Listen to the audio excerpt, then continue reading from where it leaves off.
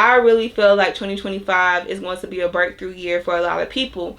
But we have to let go of the unnecessary baggage that we've been holding on to. Like, there's no reason to continue replaying situations or whatever in your mind that hurt you, that puts you in a bad space. Like, let them be what they are and let them go. Hey y'all, it's Megan May and this is Transparency, where we keep it real about our growing pains and all the beautiful moving parts of life that might not be the most glamorous but shapes us into who we are today. So if you're ready for some introspection and evolution, go ahead and lock in by hitting the subscribe button. And if anything I says resonates with you, you can leave me a comment and or like so I know we see each other. So what I want to talk about today is just how to finish the year off strong and how to really be proud of ourselves when the clock hits 11:59 this year of 2024 and we enter into 2025. I want to talk about how we'll wind down the year and end the year with some reflection, end the year recharging ourselves so that we can enter into this next year, on a high, and not the high that's going to crash by the end of January, but a high that's going to sustain us throughout the entire year. And the way that I feel like we can do this is by having an end of year reset, which I kind of alluded to us doing in maybe like 2 episodes ago, but now we're going to talk about it in detail. So the main reason why I feel like we should do an end of year reset is so that we can enter the new year with clarity, with focus, with high energy, not motivation. We gonna abolish the idea of motivation next year because we already know that comes and it goes with the wind, child. And so if we're relying on motivation, we'll probably be in the same predicaments that we found ourselves in this year. But I don't want that for us. Quite frankly, I can't speak for y'all, but I can speak for myself. I'm tired of being tired. And so I really want us to go ahead and reset and recharge and refocus so that we can have 2025 be the best year of our lives to date. So, why is an end of year reset so important? So, one reason for a reset being so important is because it allows us to clear out the emotional and also just the physical and all other aspects of our life, the mental clutter that we've been holding on to. So that's probably the failures, the friends, the relationships, the whatever that didn't work out, and all of what may have went wrong, and all of what we wish we had accomplished or wish we had saw, through with. All of those things, we're just gonna erase them from our mind and release them. Why? Because we are focusing on what we can do better next year. And so the way that I want us to go about this is to gain clarity on our goals. Clarity on our goals meaning we're going to reflect on all that we actually did accomplish this year. And for the things that we didn't accomplish, we're going to address those as well. And we're going to address the whys. Was it because we kind of underestimated the amount of time that it was going to take? And so we did make progress in the right direction, but we didn't necessarily accomplish the goal in its entirety.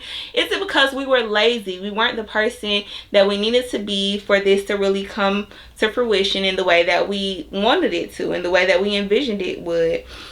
Is it because things that were kind of out of our control happened, and so we had to revise our plan or reshape the idea of what we thought was possible? Because maybe it's not that the thing is completely impossible, but not within the constraints of where we find ourselves right now. Like, maybe that means that we don't have enough money to start up this business, or maybe that means that we need to move to a different environment. Maybe our environment has been holding us back.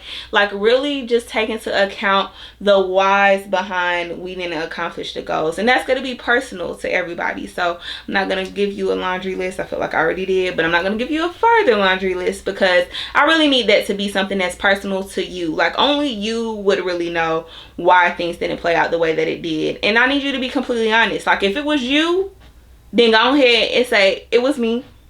But not just it was me. Like, what about you? What about you might need to change? What about you might need to, like, work on, whatever, to get to where you need to go or where you want it to be this year.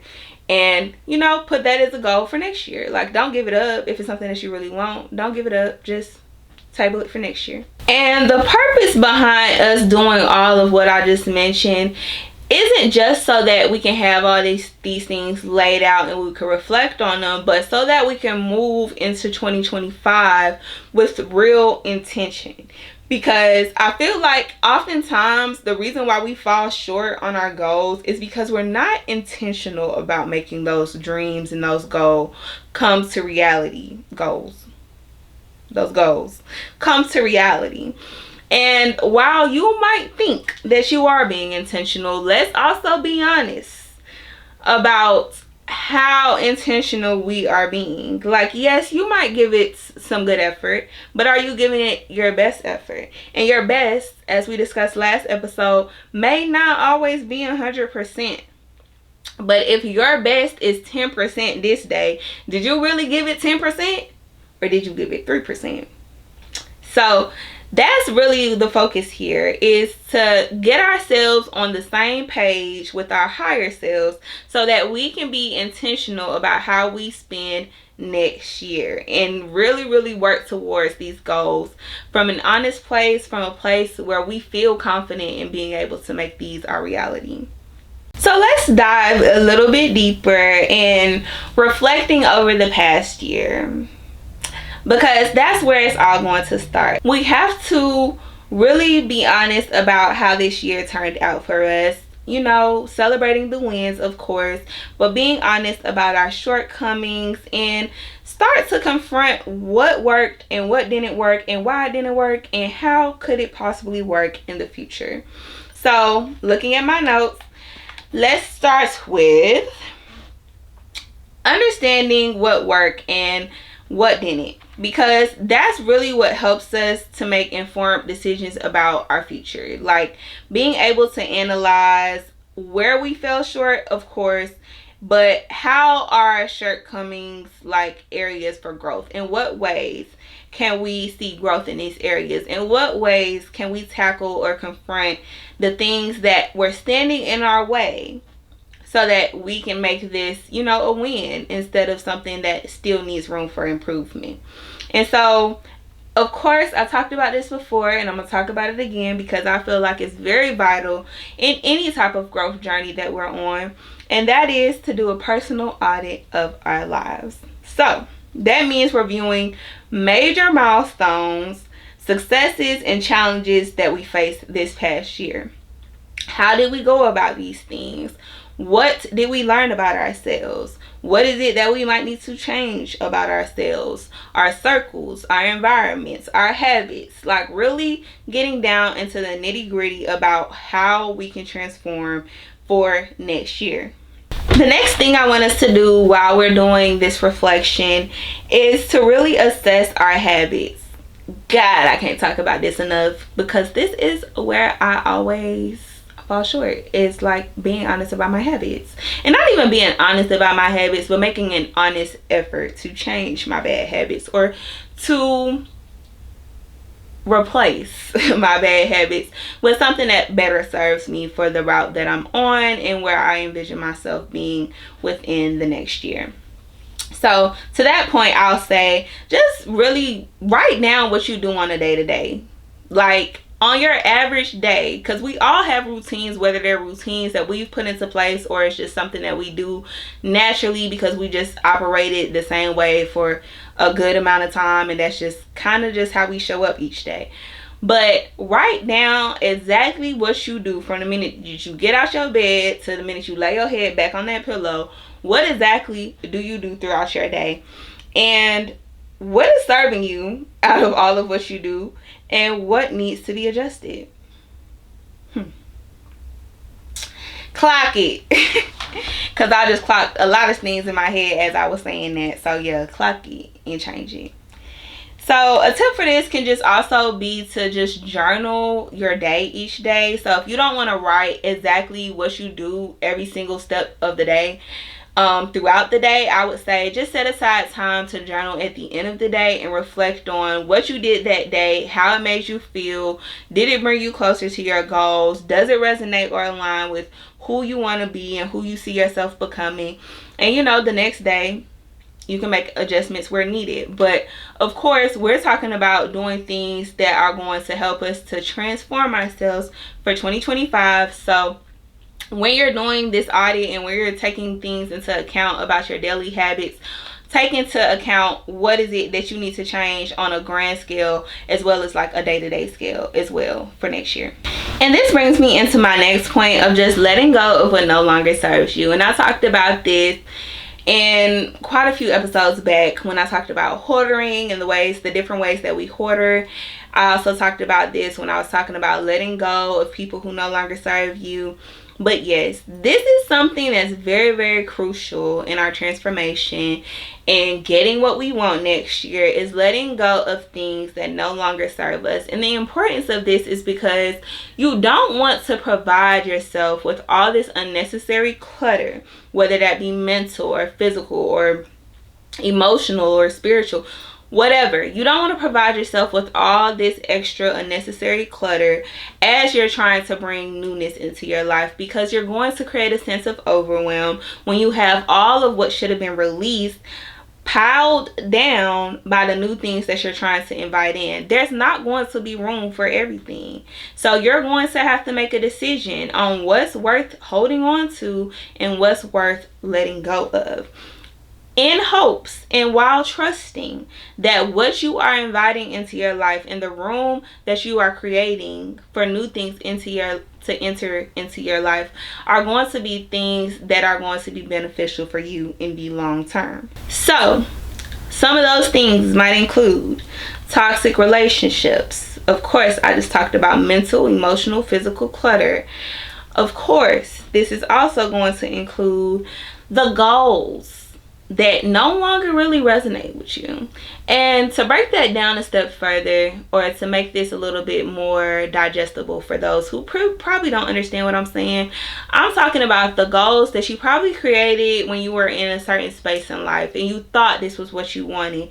But as you navigated this year, or as you navigated the past few years, you probably came to the realization like, that was cool when I was, let's say, 22 years old, but now at 25, I don't really care about that anymore. That's not something I really need to put too much time or attention or focus into, because where I'm at right now, I would rather go in this direction. It's okay to change your mind. And I feel like when we be holding on to the ideas that we had for however long, even if it was something that you had since you were a little girl, it's just no longer serving you. And so now it's getting in the way. You're creating an internal conflict with yourself because you're still holding on to what was, to what you thought was, the best or the biggest dream of your future. And it's just not that. So let it go. Let it go. Also, before the new year, I feel like we should all declutter our space, because it is scientifically proven that having clutter within our physical spaces creates mental clutter. They say your physical space is a reflection of what's going on up here. And so if you really want to enter the new year with a clear mind and a fresh slate, I feel like it's very important for you to prioritize cleaning your spaces, getting rid of things that you're not using anymore, that don't serve you anymore, that don't align with you anymore, whatever. If it's not serving you, it needs to go. It needs to go.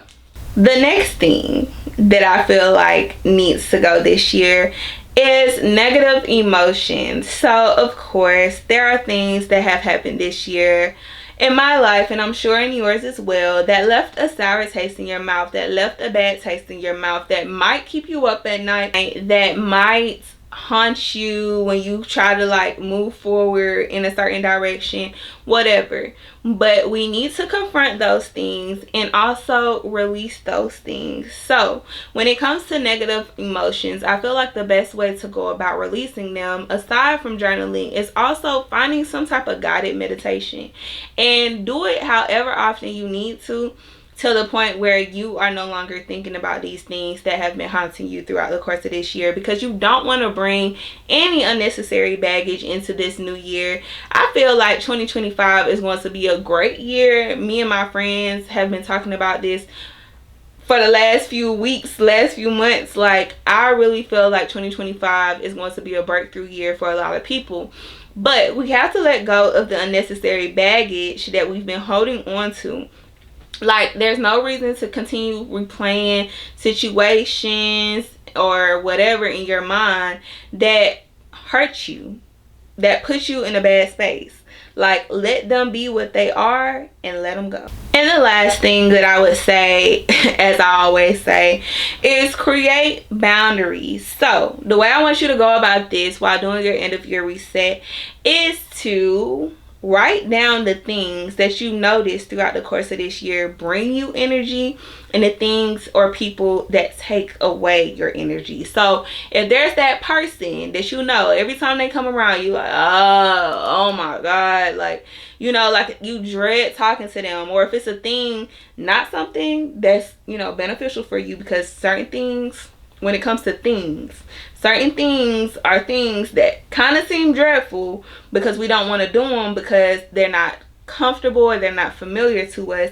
But that doesn't mean they're bad things. So I'm not addressing those things right now. But the things that we know kind of just weigh us down, they are things that don't really serve us. They are things that kind of take us out of our element and put us in a funk or a bad space. Those type of things. Energy sucking, energy draining things that are not beneficial to us in the long term. Write those things down. Write those people down and release them. Like, just have them on paper, or however you decide to write them down, if it's in your notes or whatever. Have them there for you to reflect on, for you to see, for you to acknowledge, and then release them. Because I really need us to find a way to put things in the forefront of our minds so that they're not things that we're burying, thinking like, oh, it's not no big deal. And then as these people or as these things continue to enter into our space, we're realizing that we feel burnt out, we feel drained, we feel all these negative ways after the fact because we continue to allow them into our space. We continue to allow them to come in and suck our energy. We have to create boundaries, and that's the perfect segue. We have to create boundaries. So we talked about this as well, and I feel like as we enter into this new year, we need to be firm on the boundaries that we are setting, both with ourselves and with others. So things that are not aligning with us, with our goals, with our values, things that don't make us feel good, things that don't resonate with us, we need to set firm boundaries in place so that they cannot infiltrate our moods, our brains, our energy, our vibe, anything, and throw us off game. We gonna let these things and these people know that, hey, you was cool while you was relevant, but you are relevant now, and now I'm moving on in this direction. And it's not something that you actually have to verbalize. If this is a boundary that you want to set with a person, you don't have to verbalize this. Like, depending on the relationship, I guess you would want to make that person aware of how you're feeling so that they don't sit and play guessing games and try to like continue reaching out to you or whatever the case may be. But just go ahead and allow it to be known within yourself so that the way that you move forward can be in a way that's respecting that decision. Like, okay, I know that I don't really like being around this person because they always begging for something, or they always going through a hard time, and it always kind of like, I'm an empath, so I kind of just suck their feelings in, and it kind of throws me off my own game. Like, whatever the case is for you, for specifically your situation and the people that you have around you or the things that you have around you, set those boundaries in place so that you can proceed into next year feeling vibrant, feeling full of life, feeling excited. And when things do happen in life that kind of knock you off your game, you'll know that it's not these things that you allowed to, you know, follow you into this year of newness and this whole refreshing and resetting of a new year. So the way that I want us to approach setting our goals for next year is by following the SMART framework. And I'm pretty sure almost everyone has heard of this framework because I first learned of it in school, in college, but I know like a lot of companies also follow this framework. But if you aren't familiar with the SMART framework, it's setting specific, measurable God, measurable, actionable, relevant, and timely or time specific. I don't really remember exactly time something. Time bound, I think. Time bound goals. So that means you're pretty much breaking it down into actionable steps. You're making sure that it's attainable within a certain amount of time that you envision reaching the end of this goal or making this goal like actuality. And so one of the important reasons why I feel like it's important for us to set SMART goals is so that we can create manageable tasks throughout the course of the year and avoid ourselves from feeling overwhelmed, from feeling burnt out, because we're breaking things down so small that we know that this can get done. Like, really, when you create SMART goals, I feel like it's important to not try to rush it when you create like the time bound aspect of it. Be realistic. Be as realistic as you can be. Like, stuff happen, things happen. So sometimes, you know, you might think something's going to take you 3 months and it might take you 6. And that's fine. You can always go back and revise whatever you need to with your SMART goals.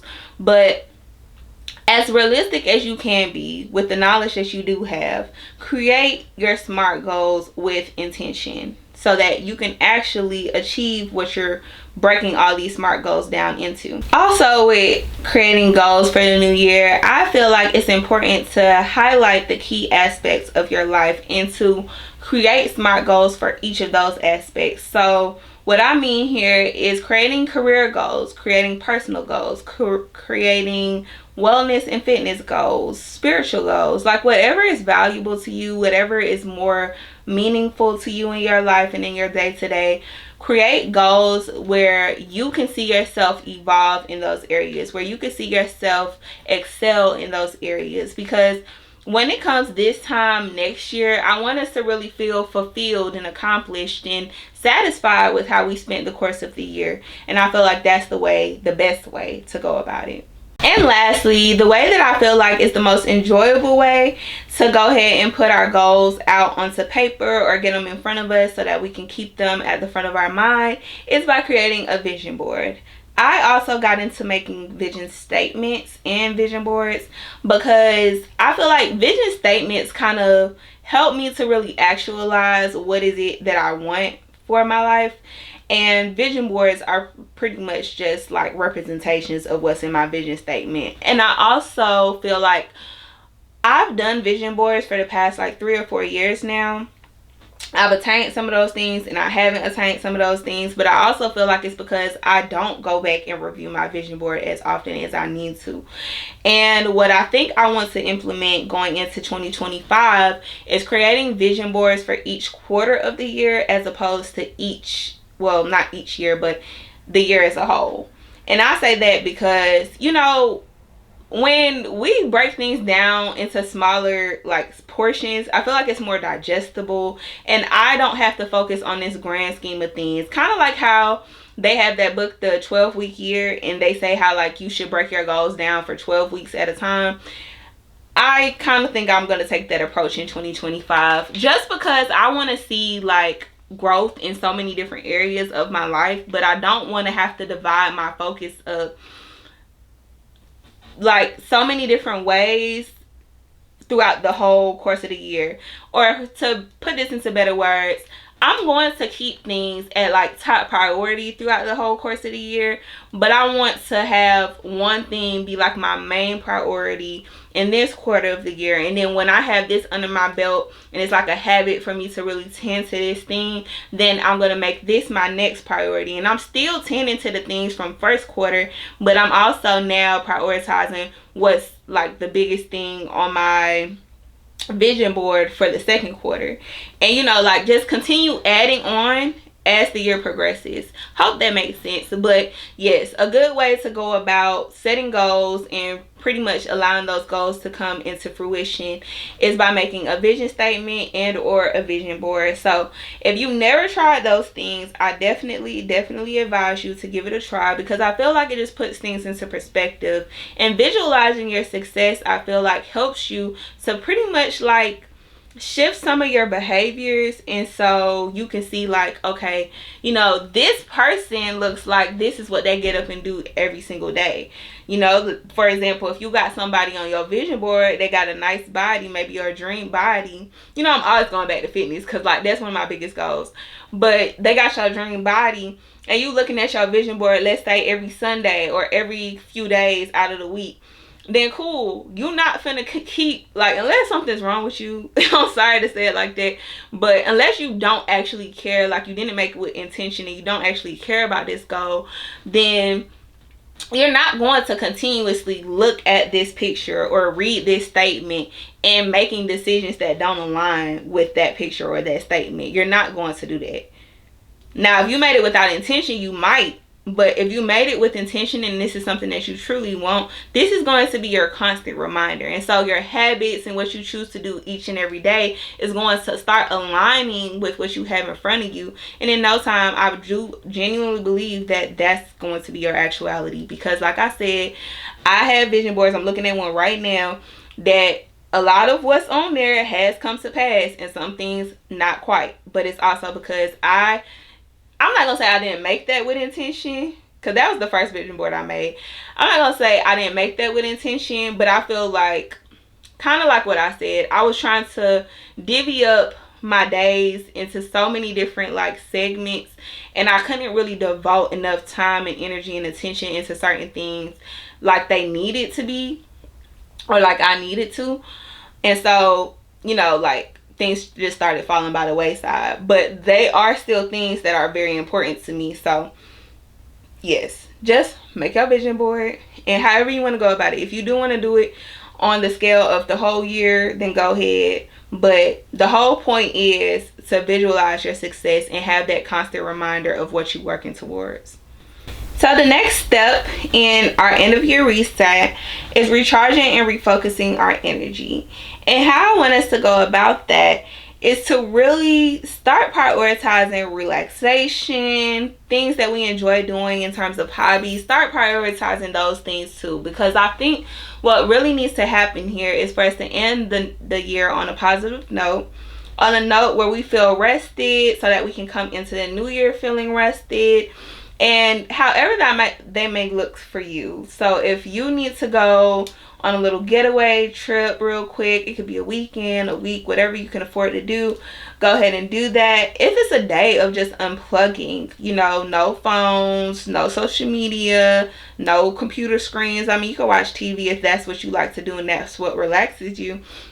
But really just prioritize what's going to help you actually reset. So prioritize rest, prioritize relaxation, prioritize things that are feeding into your happy hormones, just doing things that's actually going to make you feel like, when you come into the new year, like, I feel so ready and so refueled, if you will, to go ahead and start this year on a positive note.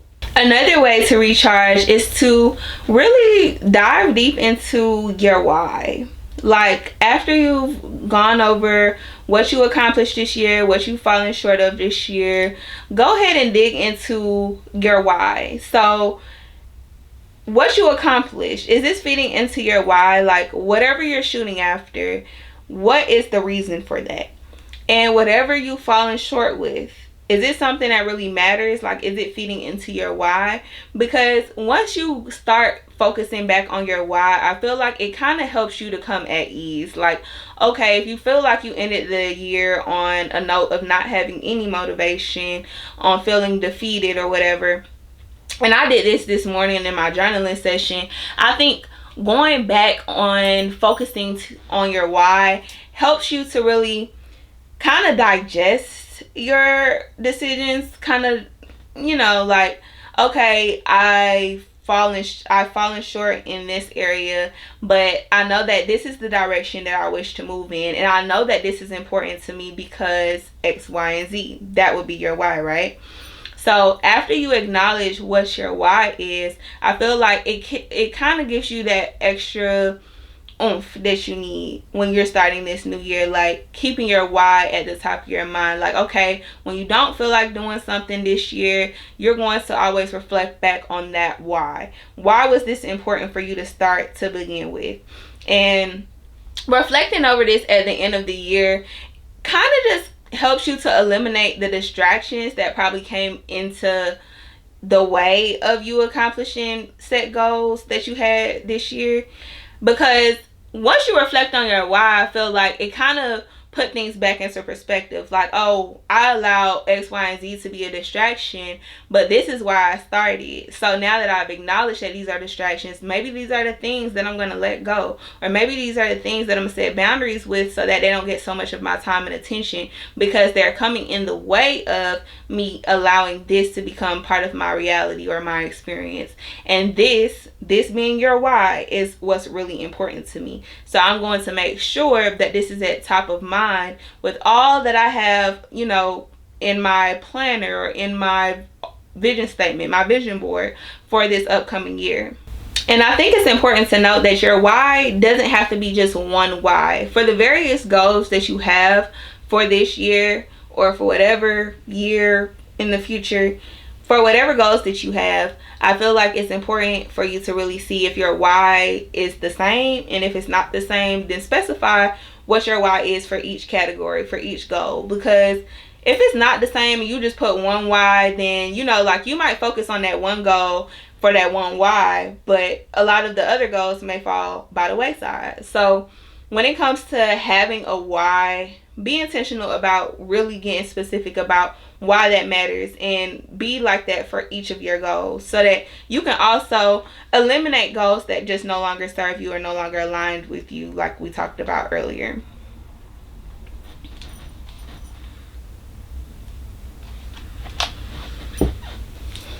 And during this process, I think it's also, kind of important to lean into your community, into your support system a little bit. You can share your vision statement, you can share your vision board, your whys. You can share anything with anybody that you feel comfortable with sharing these things with, because they're going to be like your accountability through the course of the year. Like those people that are going to be on your case. Like if you know that somebody's not going to, ask you about, hey, how is such and such going? I remember you saying that this is something that you really want to accomplish this year, then don't bother sharing it with them. But if like they're not going to be, all up in your business every single day, every single week, but they're going to periodically check in like, hey, how is this going? I know you were shooting for this to happen by this time. Are you close to being completed with it? Somebody of genuine interest, genuine concern, go ahead and share your goals with them. Or make a list of the people that you feel like are going to be those people throughout the course of the year. And as those goals are being worked upon, like if you do want to divide them up throughout the course of the year and not be working on them, I guess, throughout the entirety of the year, you can go ahead and share it with those people that you have on that list. Like, hey, for the next 3 months, I'm working on X, Y, and Z. I just, want you to hold me accountable for this, because I feel like we have that relationship. I know that you really care, whatever. Just go ahead and establish that type of rapport between them, so that you can have somebody that's going to be checking in on you, that you possibly can also lean on in moments where you might feel discouraged, defeated, or like you just don't feel like working towards these goals. So the final step of your end of year reset is going to be creating an action plan. And I feel like I've touched on this quite a bit, but creating an action plan is very essential to achieving the goals that you have in place, because if you don't know the steps that you need to take, you're just looking at the big picture, and that can be very overwhelming. That could be very confusing. You might start on step 10, ignoring steps 1 through 9, and that's not going to reap you the reward that you're shooting after. So when it comes to making an action plan, the first thing I want us to do is break down our goals into daily tasks. You can do this with a planner, through any type of digital tool, digital app, just to map out what exactly you need to do each and every day. If you feel like Your goals do not require daily effort. Maybe they require every other day, once a week, however often you feel like that you need to check in or actually do something to make this goal come to life. Then cool. But be honest with yourself. Don't tell yourself, oh, I only need to work on this for 2 hours out of the week, and think like, okay, if I work on this 2 hours out of the week, by the end of this 3 months, it's going to be, materialized. If it's something that really needs maybe 2 hours a day or 2 hours twice a week, be real honest with yourself when it comes to making these actionable goals. And of course, 2 hours on something like in one sitting, if that's not something that you're used to doing, can sound intimidating. But also find ways to work your way up. So if you feel like you need to dedicate 2 hours a day to a certain goal, and 2 hours in one sitting is too much for you, go ahead and break that down to 30-minute increments. So for the first 30 minutes, you go ahead, you do whatever you need to do. Maybe for the next 15 minutes, you do something else. Come back another 30 minutes. You can give yourself an hour break next time. Come back another 30 minutes. Break it up or figure out a way for it to work for you.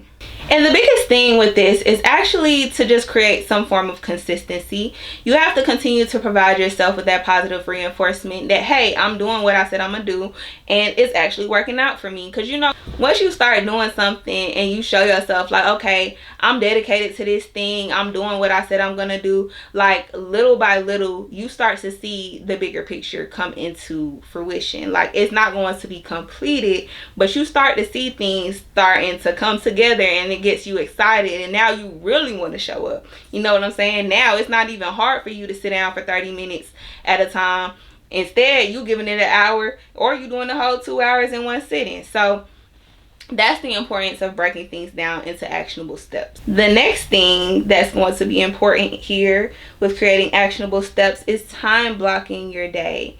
So a lot of us have 9 to 5 jobs, or just jobs that require a large part of our day. And so when we get off work, we might be tired, or we might have other obligations to tend to.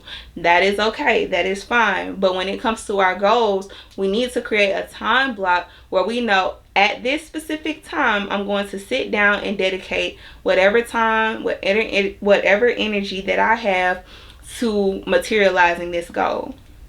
And so you can use a planner, you can use different apps to create these time blocks for you. But what I also feel like is very important when you do these time blocks is to batch the things that use the same side of your brain. And I got this from Jay Shetty, who is also one of the biggest self-help personnels or people in this type of space.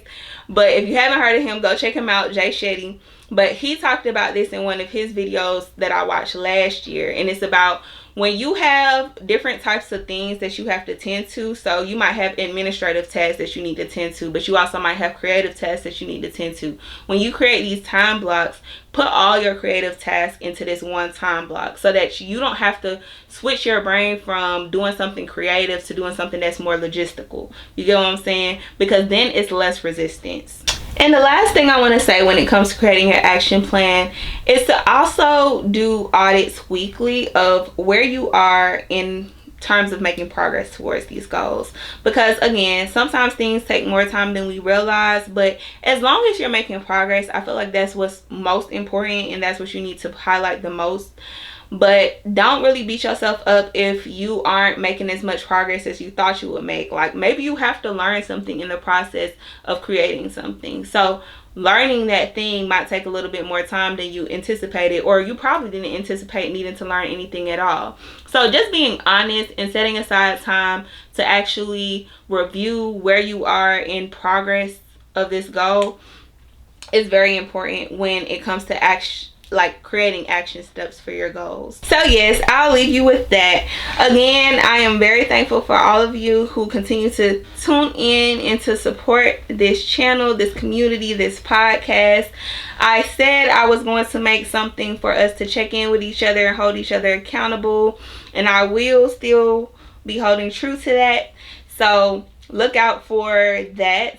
I guess it will be more so for 2025, because by the time this post is going to be the end of 2024. But still, I hope that this has served you well, and I hope that we can implement some of the things that were discussed today. If you are implementing anything, go ahead and tag me on Instagram. Also, share this with those that you love, that you want to see achieve things that they've been sharing with you throughout the course of this year, previous years, and they still haven't really attained those goals. Go ahead and share this with them, because again, I do feel that 2025 is going to be a really great year, a year of breakthrough for a lot of us, and so I really want to see that come into fruition. So again, thank you for watching or listening. Of course, have a great weekend and a great week ahead. Thank you.